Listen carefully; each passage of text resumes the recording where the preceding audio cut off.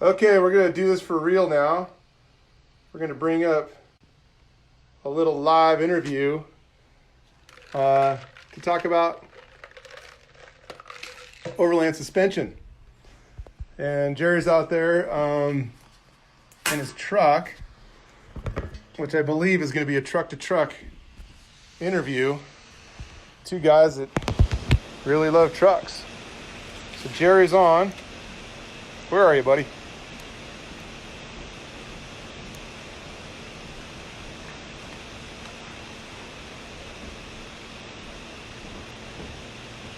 Here we go. We got Jerry Zaiden.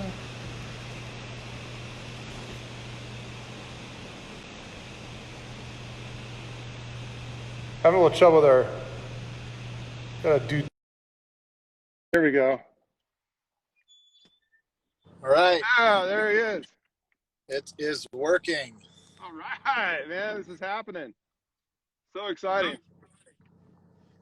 Gotta adjust the Ghost Magic mount here. Okay, there we go. We got some great weather out here. Yeah, Huntington's the same. Sunny and warm, 72 outside. Not too bad. Oh, well, we got 32 in sun, so, you know, we're feeling pretty good about the world right now. Yes. So, Jerry, Mr. Truck to truck. Truck to truck. Here, I'm in my truck. Oh, got some truck issues. There we go. Truck to truck. What are you driving? I'm in the Raptor. Yeah. Got the Overland Raptor here. You know what you need, Greg? You need a Scosche Magic mount to mount your phone. Got one right here. Look at you. You're on it. I love the Scosche guys. I love their products. And we're going to get this thing going here. There, that's my best look, half covered.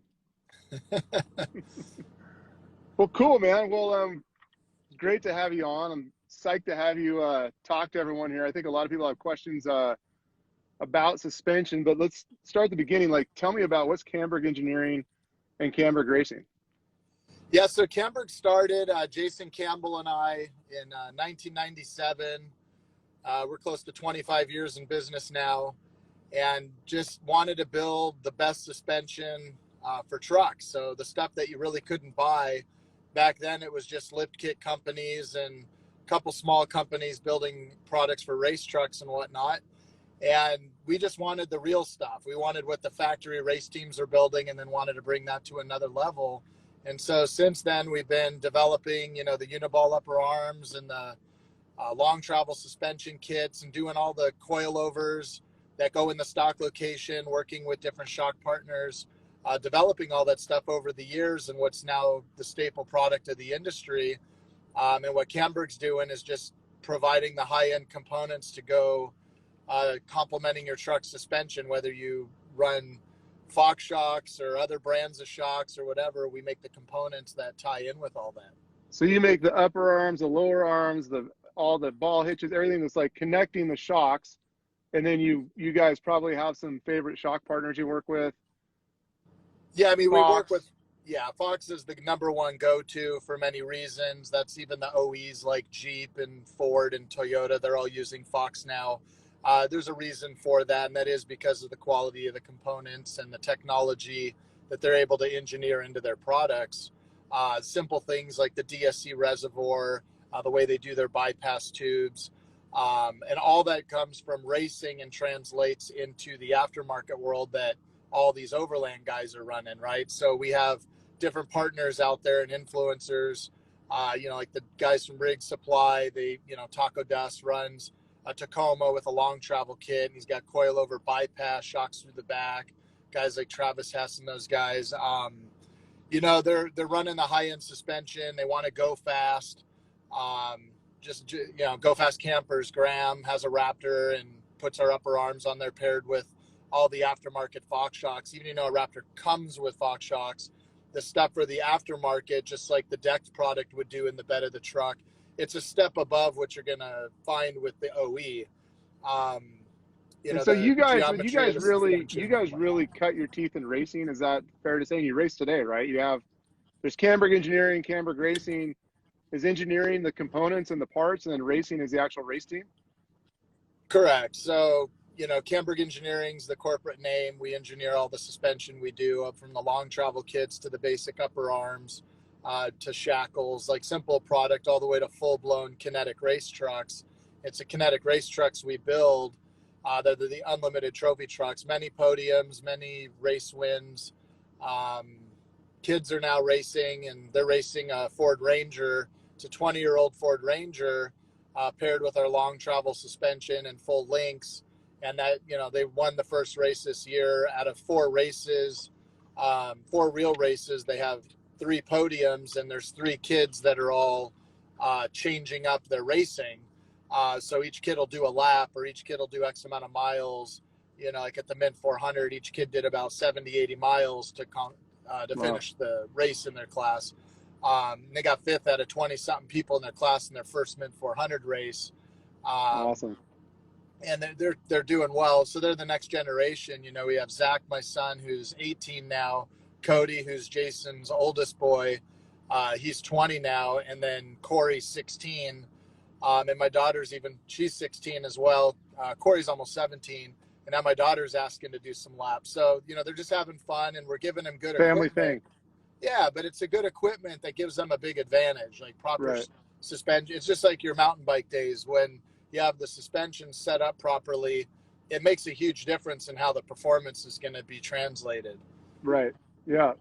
And so how did you guys get started? What did you come from, or how did you get into this? You and Jason's, were your parents truck guys, your dad's truck guys, or how did you guys get into this whole thing?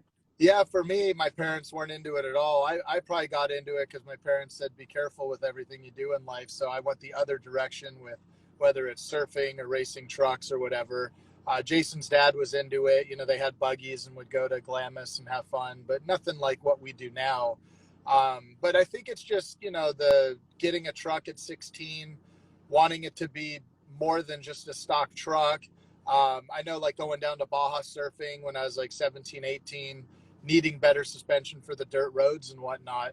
All that stuff was kind of a necessity, but it wasn't really available.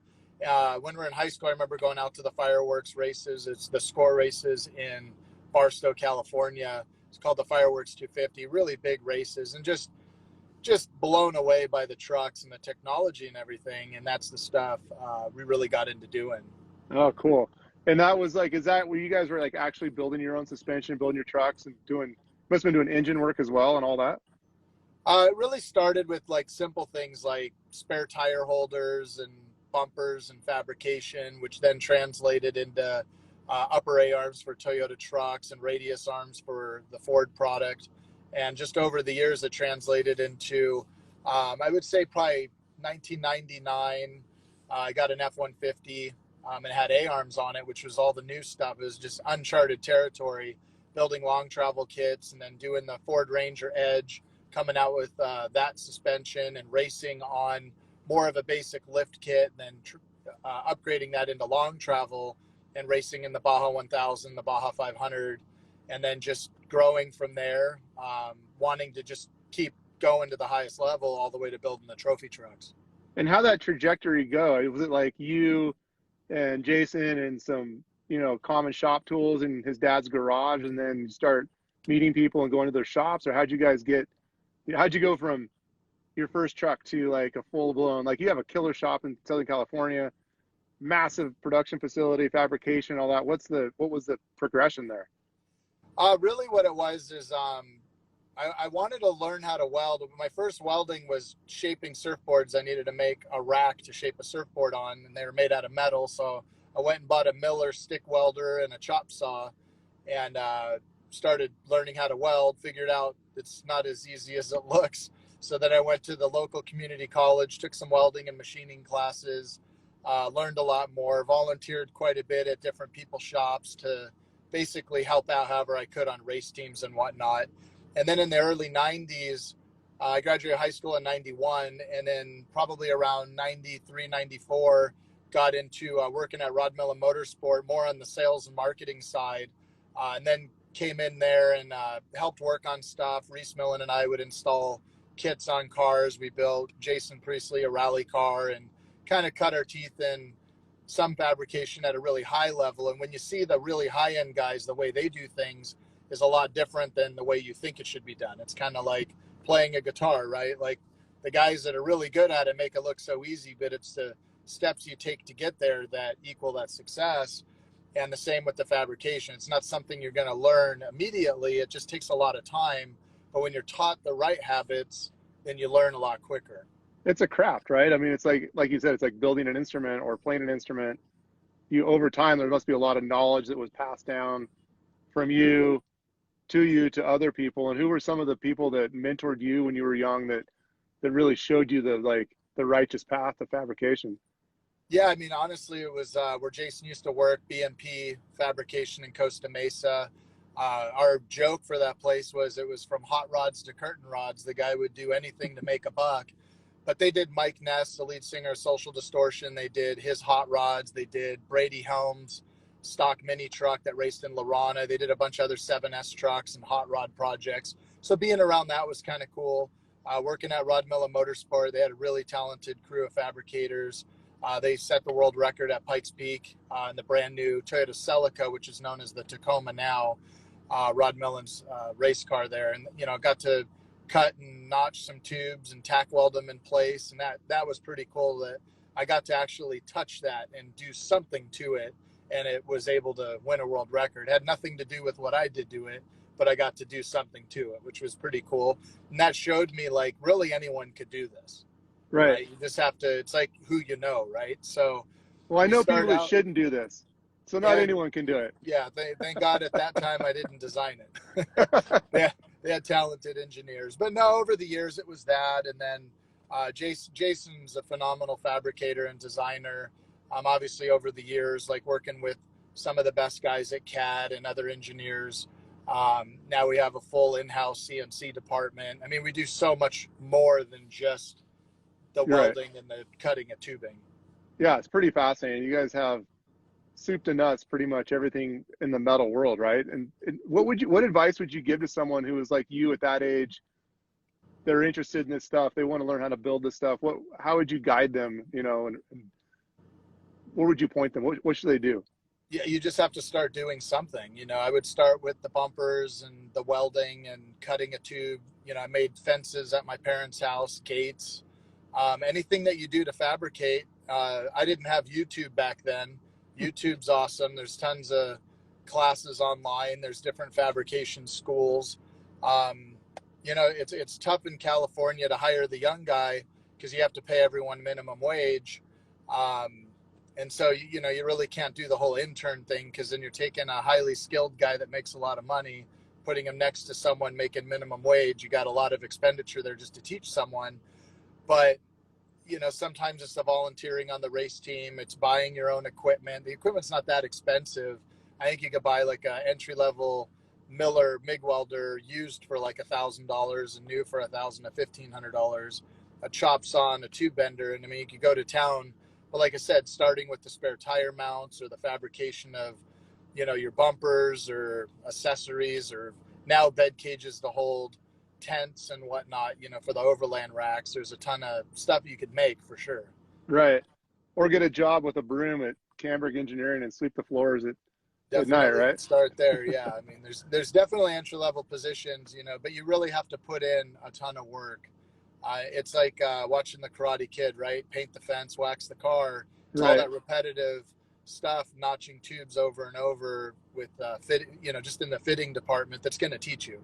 You get that sense of distance and space and how you move your hands, and absolutely, it's repetitive. It's like playing the instrument. I think that's a great analogy.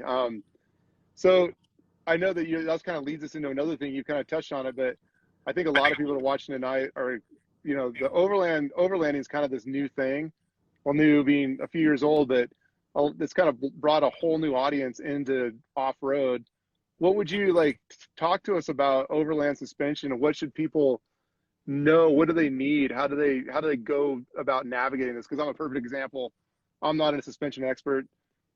I know a lot about bikes and motorcycles, but I don't know about trucks. So how do you go about figuring out what do I need for my truck for getting off road and getting out there?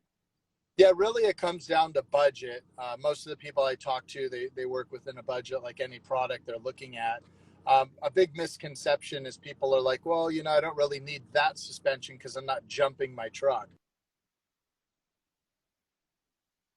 or any of that stuff. It's more of suspension. It's like horsepower. If you don't have enough horsepower, you don't go very fast. If you don't have enough wheel travel and control with quality components, then you're not going over the terrain really well.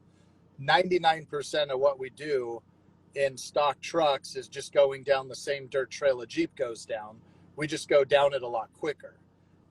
So quality shocks, quality components, the uniballs, the ball joints, whatever you're going to choose to run, make sure it's quality. The type of bushings used. I see 20 different companies making upper control arms because Camburg makes upper control arms.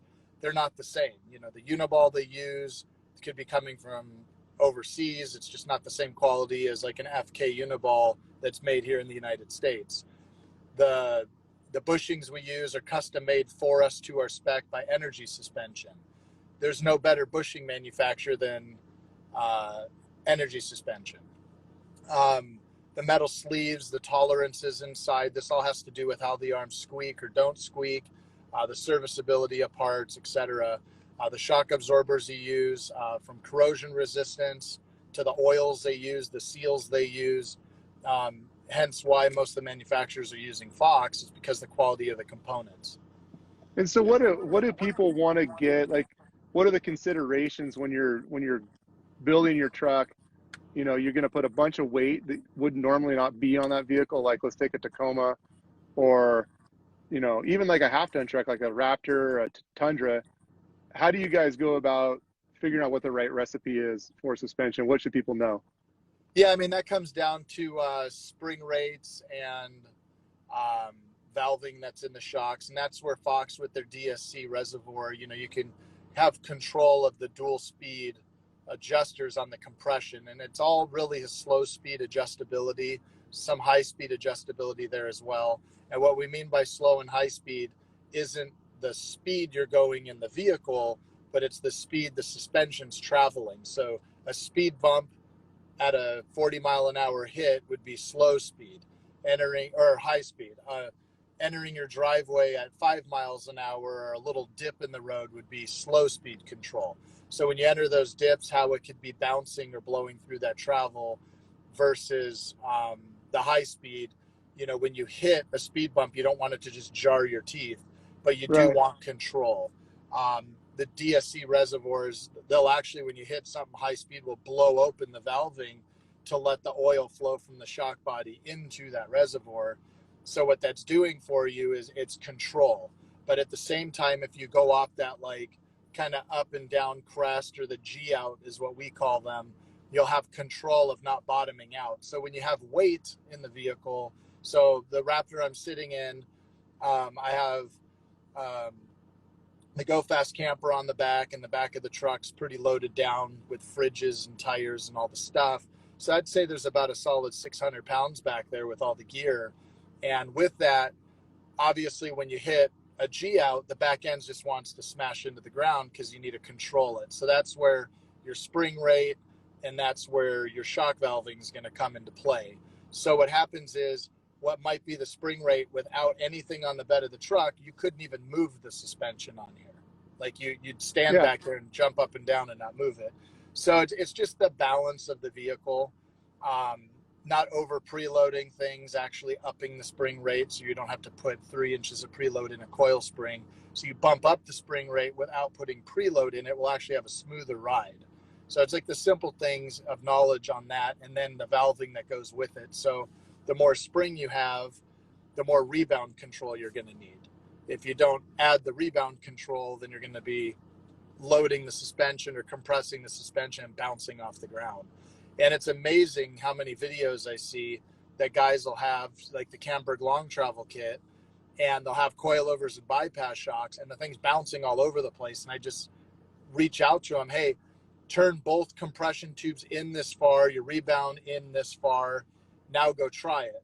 And they're just blown away, like they thought they got a whole new truck and suspension just because they just bolt the stuff on and they don't turn any of it. Right. So it makes a big difference.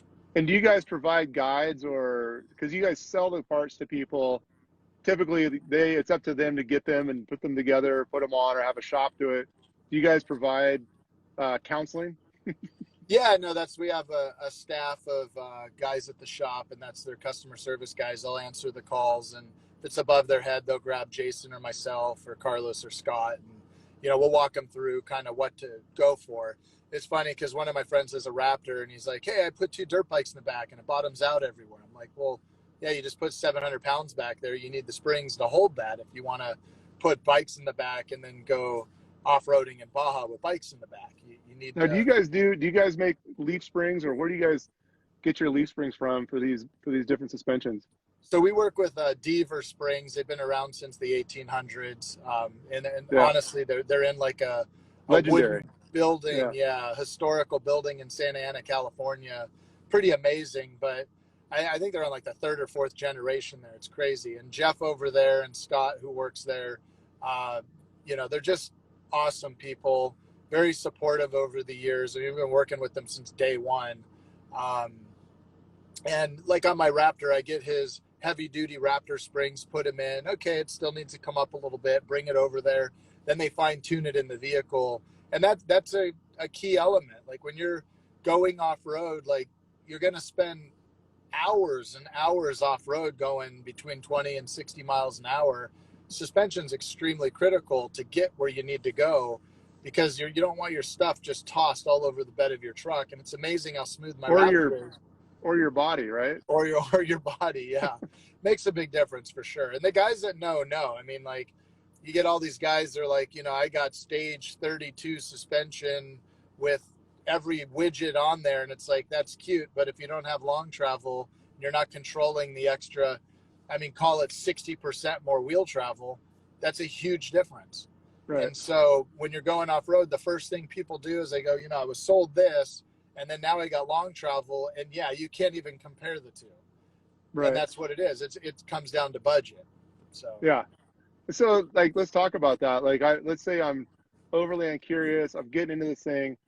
What are the suggestions that you would give someone who just wants to get their feet wet? Where do you start? You have to start somewhere. So somewhere is the first place. It's budget driven, obviously. So I recommend starting out a pair of upper control arms, a pair of 2.5-inch Fox shocks. You could do IFP. Don't waste your time with a regular reservoir, because it's the same thing as IFP. The reservoir is just built into the shock. Or go DSC if you have the budget for that. So now you have some control on your reservoir.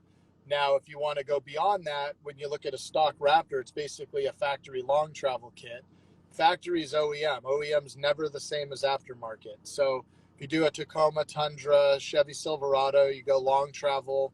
The big benefit of long travel is we add a bypass shock to that. When you add the bypass shock to that, you're getting that much more control of the suspension. So you don't necessarily have to add more wheel travel, but you have to really control the wheel travel. So when you have a coilover upper arm, that's like level 1. You could throw everything at that, and you're still at between 8 and 11 inches of wheel travel, depending on the truck you drive. The second you go to long travel, now you're at 14 to 17 inches of suspension travel, and there's no substitute for wheel travel. So even with the pair of coilovers, when they're valve, like you get them with our kits, they're still going to work way better than anything you do with just what we call Velociraptor arms, the stock arms. So and that's interesting too, because that long travel, or any of the travel, a lot of it's negative travel, correct? So when you see a truck that's just been lifted up, what does that do to your truck if you haven't done anything else? Well, it depends on how they lifted it. So if they chose the spacer lift, what you're doing with the spacer lift on all these trucks, the shock actually limits how far your tire drops down, or what we call droop. So the second you put 1 or 2 inches above that, you're pushing the shock down. So now you're not allowing the suspension to stop before you go into binding your ball joints and your axles and CVs. And then when you go to bottom out the truck, you're not bottoming out the shock and the spring before you bottom out on the bump stops. Right. So what spacer lifts do, they give you more ground clearance and they allow you to fit a bigger tire, but they take away wheel travel and they take away performance. Right. Now, the other type of spacer would be a preload spacer. And in most cases, preload spacers are over preloading your spring without adding more rebound valving in your shock. So Right. you're going to be bouncing all over the place. That's why, you can start from like a Fox 2.0 and lift your truck with the Fox 2.0. It's still designed for your vehicle to be lifted with better valving, lifting, and in some cases adding wheel travel.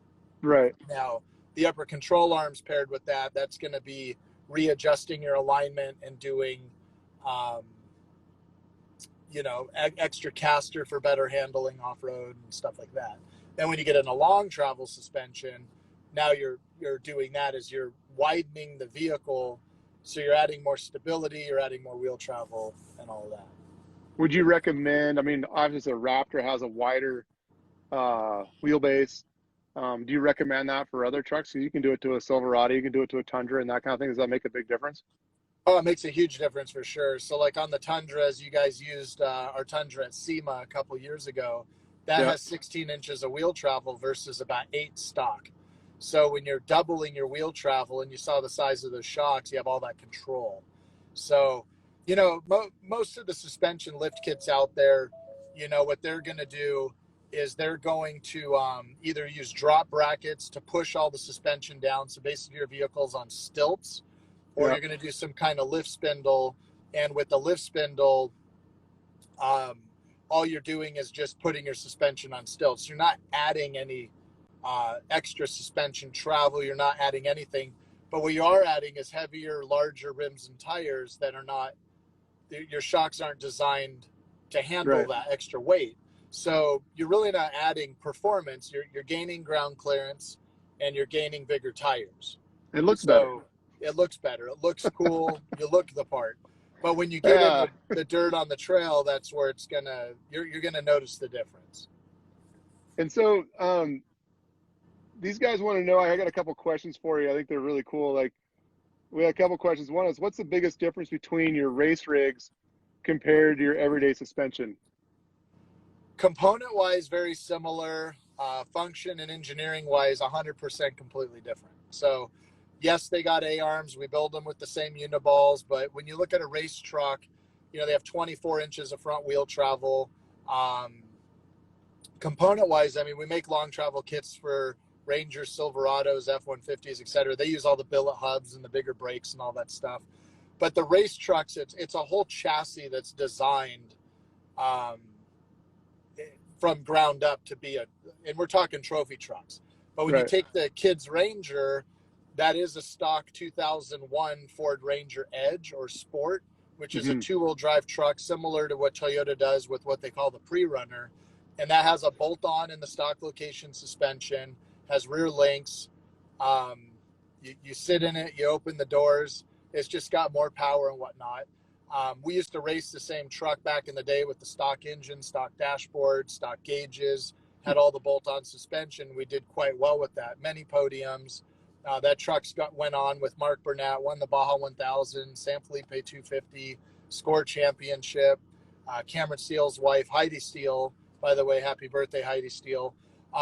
They raced in a 1989 or 1990 Ford Ranger with all the I-beams, unequal length I-beams. It was a longer one on one side, shorter one on the other, longer radius arms, coilover bypass, same link kit.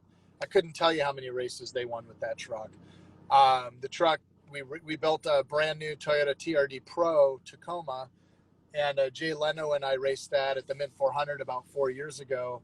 And that was just billet upper arms, Fox coilovers, had shocks through the bed, but leaf springs in the stock location because it was a stock mini class. And it's funny because when you're used to a real race truck, you're just like, wow, they go really fast. And you get in this truck that still goes fast, but man, it's like the terrain you're going through and what you do. I'm like, I had Fred Williams from Dirt Every Day. He was my co-driver, and he's like, man, just imagine if this thing was stock, like we'd be barely crawling through this stuff, and it's all on the level you play at, right? Like you take a cross-country mountain bike downhill racing, you're only going to go so fast. So I would say that's the big difference of like the real big race truck versus the stock frame rail trucks with long travel kits.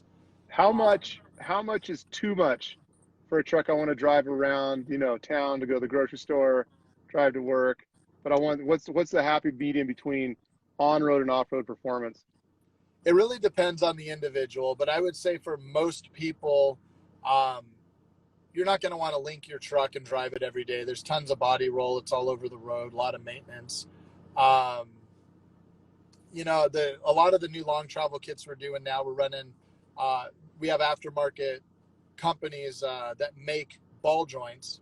So we're making 4340 heat treated ball joints instead of uniballs on the lower arm, because when you do the uniballs, it gets pretty sticky, and that's for the real hardcore guy. So it feels like your truck's wandering all over the road. It's not that it's wandering, it's just uniballs are tight. And so whatever little input you're putting in the steering wheel is going to translate to what feels like you're wandering all over the road. Tacoma kits, Tundra kits, they're not so bad. Some of the Ford and Chevy kits are like that. So when you do the ball joint on the bottom, it's a lot smoother. I think for most people, that level and down's what's good. And that's why I think the Raptor sells so well, is because you get bigger shocks. They come with 3.0 shocks. They have wider suspension. You know, the track width of a Raptor is around 90 inches. Our trophy truck's 90 inches. So you don't really need to be much wider. And it's just about control at that point. So these new Raptors, the Gen 2, and that's what I'm sitting in, you know, they get about 14 inches of wheel travel. We do a new long travel kit that ups it about 2 more inches, but we're adding a 2.5-inch air bump, and we're adding a 3.5-inch bypass shock. And because of that, you just have so much more control. And it's really the control. It's like mountain bikes. You put a better shock on it and you tune it, how much better that works. Or a dirt bike, you know, you take it off the showroom floor, anyone go ride a dirt bike, but when you have the suspension set up with your sag and preload and have the valving for your weight, it makes a massive, massive difference on a dirt bike. And I think that's a big deal with the Overland crowd, is to the weight, right? Because I see a lot of trucks that they got the suspension, then they put 600 pounds of shit on it, and it's squatted, or it's not, you know, you see that it's not driving correctly. Is that something we can, like, a customer could call and tell you, hey, I'm buying this, I'm getting this truck, I'm putting all this on it, help me dial in the suspension. You can get them all the right parts and set the suspension up more or less over the phone or via web or something like that? Yeah, for sure. So we have, with Deaver, we've developed a bunch of different spring packs. So we have what's called HD and heavy duty, but you'll notice on the Camburg ones, they have the Camburg label on the springs. And my Raptor, he calls it the Zaiden spring, because that's got, you know, set up for the deck, all loaded up with everything in the fridge and the GFC, the racks, the lights. I mean, there's a lot of weight in this thing. And that'll handle that. So you could just buy the same spring, you know? Right. We stock them at the shop because we set these trucks up all the time, but we have it for Tundra, Tacoma, Raptor, Silverado. And in a lot of cases, we just get on the phone with them and we sit down and consult the customer, and we're like, okay, how much weight do you think you have? And they'll spit out a number. Okay, cool. Well, let's start going and weighing all the stuff. Like, what are you putting in your truck? We start weighing it, and we're like, wow, that's like 300 more pounds than I thought. Right. Okay, cool. Now put ice and drinks in your cooler. They forgot that one. You know, there's and another 4 people. Yeah, and then 50 pounds, or you fill it up with people, or now they're going to take a couple rifles and ammo or whatever with them.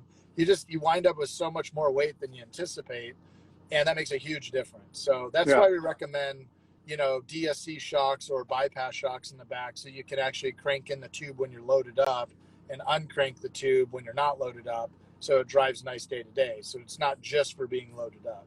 Right.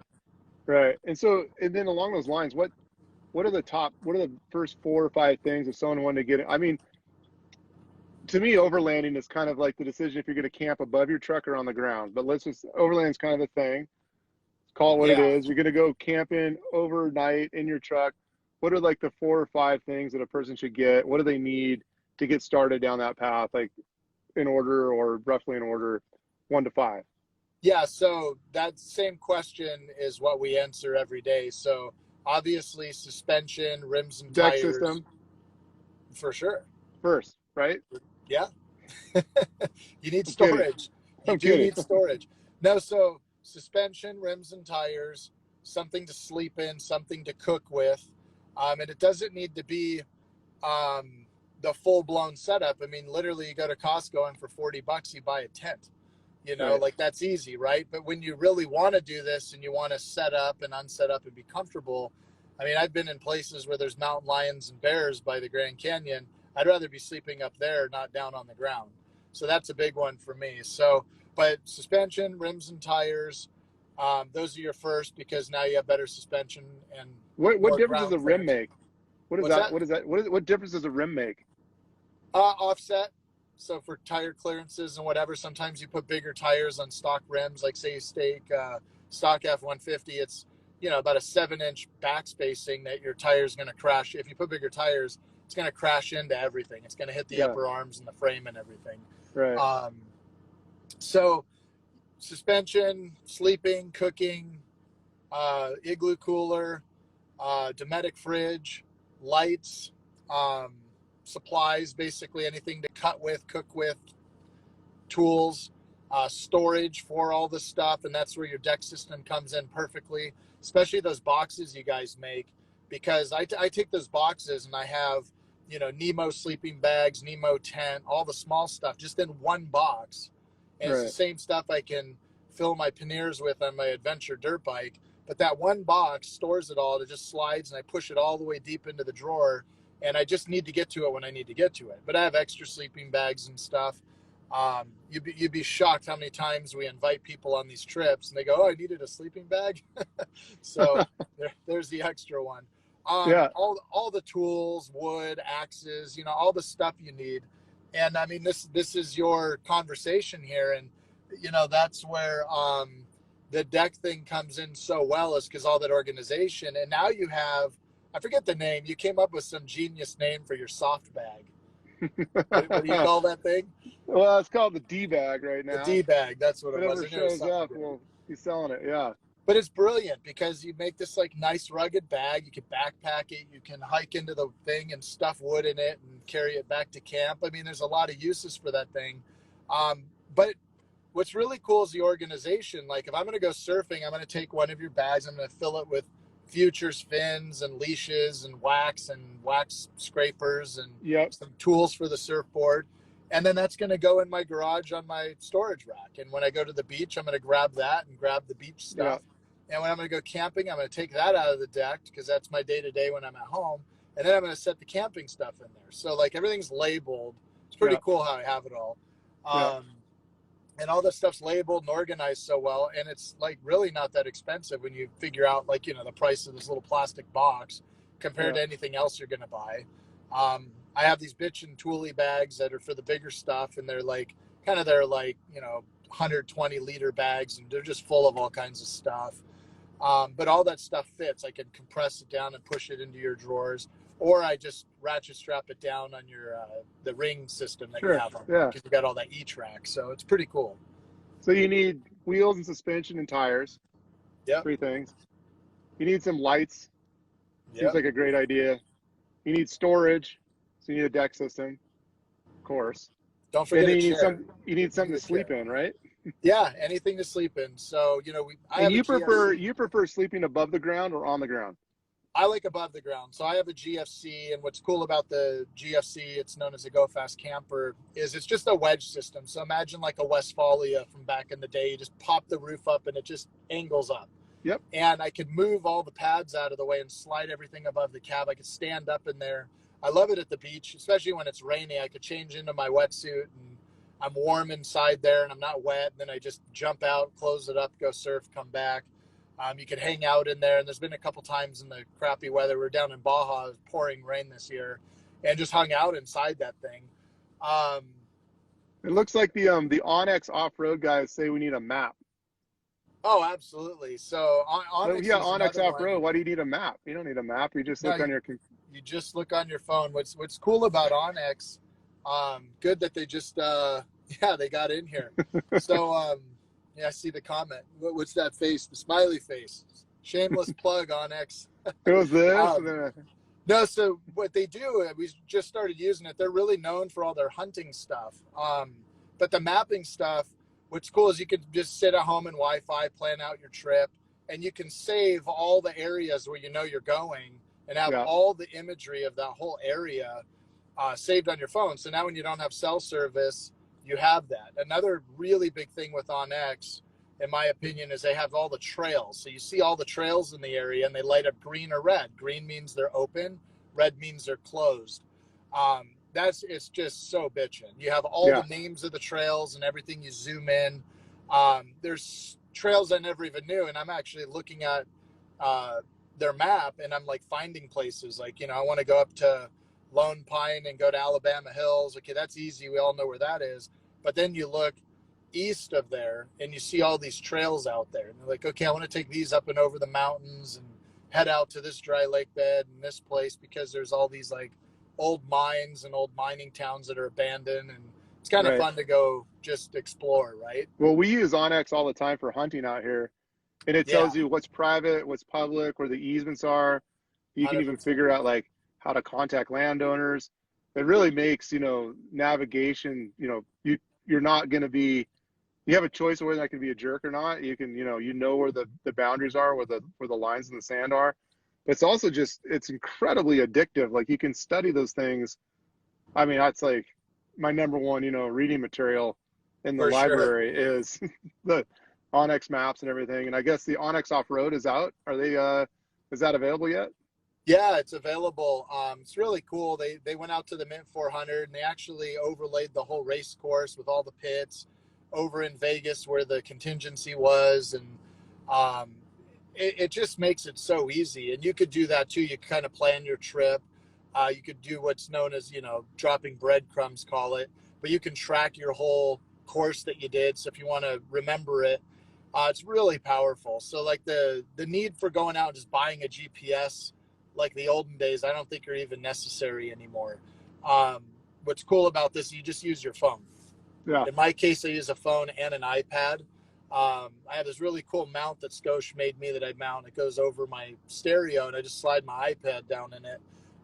It's just a bigger screen, but the power of it to be able to see all the trails and, like you said, the open and closed land.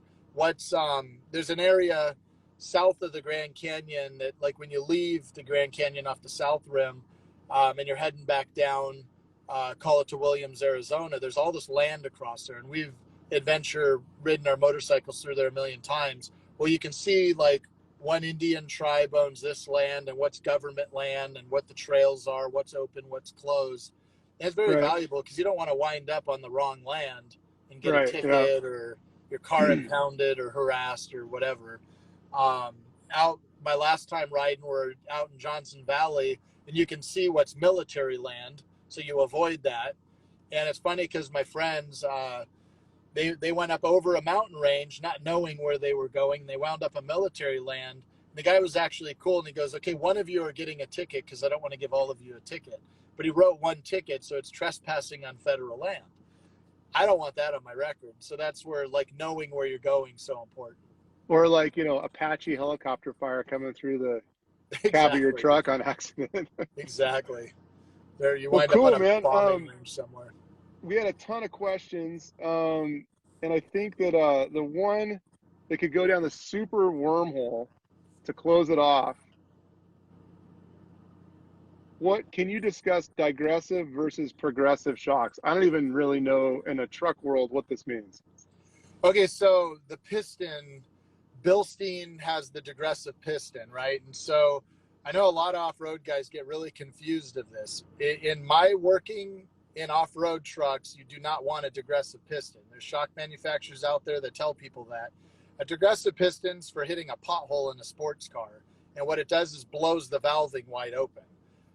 You need to set up the valve stack. So if you're familiar with like a KTM dirt bike, they have a very stacked shim stack. So it basically is soft, and the harder you're hitting it, the more force it's putting behind it. You don't want it to blow open. And that's what a digressive piston is going to do. So if you Google it and you learn all about digressive pistons, it's from the sports car world. So sports cars are very locked up. They control all that slow speed control to do. So it's not applicable. We don't even need to go there. Yeah, it's not what you want to do. So when you talk to Fox and King and all them, they'll explain it all to you as well. That's what bypass shocks do. You want slow speed control. You want to control your slow speed control. We don't want too much high speed control. because you're just going to have a very harsh vehicle. So it's about the balance. So for some people, they think a digressive piston's the way to go because people have sold them on it. Even call Shane at Bilstein. He'll tell you all about why they don't do digressive pistons and off-road shocks. So, and they're the inventors of it. Got it. That's all we need to know. That's like the bad joke that ends the party. We got some folks that want to see a look around of your Raptor. Okay. But I don't know if that's going to work for the time that we all have. What do you think? Yeah, I could definitely do it. Let's see here. So I'm sitting in it. Just got home too, by the way. So here's the suspension under the front of my Raptor here. We have the Fox factory edition shocks here. They have the DSC reservoirs, whatnot, upper control arms. We have, the light bars and the front lights and everything. So I got tons of light on here. Got the General X3 mud terrain tires, Method race wheels. Got the Go Fast camper on here. Let me walk around here. So there's the GFC on the back. Trying to show it off here. Another big one on the load when we're going off-roading here, bumps. Do a 2.5-inch air bump on the back. A lot more capability with that. These are the Deaver springs up under the back. You can see how many leaf springs are in that pack. So what those springs wind up giving you there is a lot more progression on the suspension. So instead of having like 3 big thick pieces of metal back there, they wind up with really progressive, thinner pieces of metal. So it gets stiffer as you ramp how it works. So here, this is the GFC. The people there. Sorry, go ahead. Yeah, go ahead. Go ahead. I was just gonna say, so everyone that's watching this can check out your website, hit you up on the socials, or give the ops a call, send an email, and get more detail on how you have that Raptor set up. Yeah, exactly. So that's the Raptor right there behind me. We have tons of information. Come on Instagram or Facebook. It's all at Camburg Racing. Check out what we got going on there. On our website, tons of products and whatnot. So yeah, good to go. I'm gonna hit you up for my truck. So thanks, Jerry. Appreciate it. Yeah, thank you for having us. Yeah, great having you on the brand new show. I don't even know what this is, but looks like we had a lot of people out there, and we'll post this after it's over so that people can watch it. And I'm sure there's a bunch of questions we can answer. So thanks again, man. Thank you for the time. All right, guys. Thank you. All right, thanks for tuning in, everybody. All right, see you later, guys. Bye. All right, see ya.